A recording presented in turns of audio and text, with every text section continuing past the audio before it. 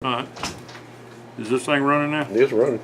Yeah, yeah, I've been asked to give one of my long-winded stories, but for only 3 or 5 minutes, from a good buddy here, Master Sergeant Tony Del Giorno. Tony and I both were in Special Forces for years, and we were both E7s or Sergeant First Classes in B Company, 3rd Battalion, 11th Special Forces Group, 1st Special Forces Airborne there in Columbus, Georgia. Great unit. It's an Army Reserve unit. I know when I came in 1972, on the 12-man team there's only 2 of us who were reservists. All the rest of them were Special Forces combat vets. About half of them had worked in the products in SOG, and my team sergeant was a CCN veteran or cadre, and the radio, one of the senior radiomen, he was in Mike Force. No, he was no. Billy he was with CCS, and then had a medic. It was Mike Force, and had several other guys in there. One of them, I think, on another video he has is a Bill Hand. He was one of the weapons men, and these guys were honest to God heroes.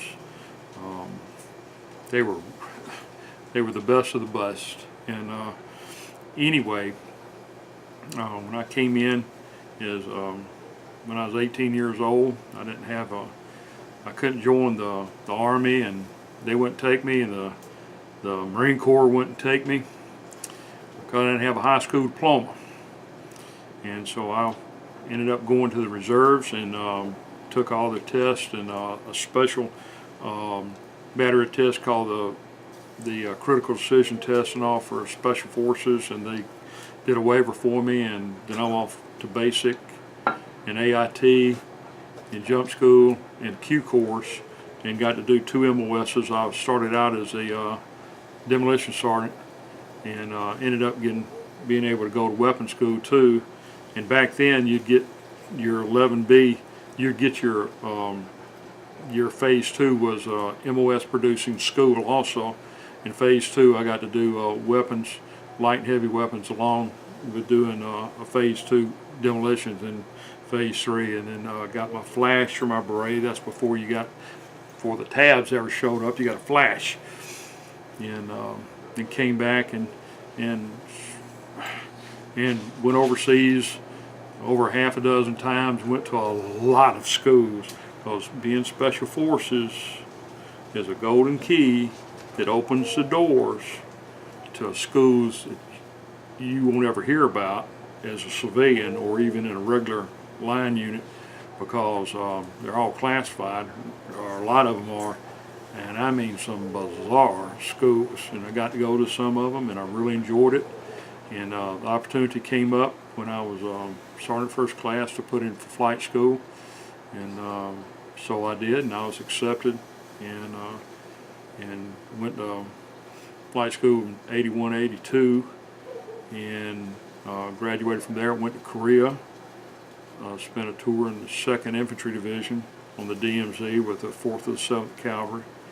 Then left from there and went to Germany, and I was in 3rd Armored Division in an attack battalion there for about 4 years, with the 308th Attack Helicopter Battalion. Then came back from that and went to instructor pilot course for Cobras. I was a Cobra pilot, and then was in the 1st and 17th Cavalry there at Fort Bragg in 82nd Airborne Division, and went back to Germany. Was in 3rd Armored, but with the 7th Cavalry, and went to the desert and fought in Desert Storm, and came back from that. Then I was stationed with the 1st of the 1st Cavalry, and which was part of 1st Armored Division, and also had a short tour with the 8th Infantry Division, and the Army was drawing down, and so a couple of us ended up leaving, or we're going to get kicked out because they had too many of us, and then spent 10 more years with the with the Guard and Reserves, flew medevac for a couple of years, and which I did not enjoy because I'm a gunship pilot and I just did not like flying medevac. And then flew with cavalry up there in Tennessee, the 4th of the 278th Armored Cavalry, and went to Kosovo, spent a tour there, flying around watching the Serbs and the Kosovars killing each other right and left every day. And then after Kosovo, after 35 years being in the Army, they said, it's about time you go home.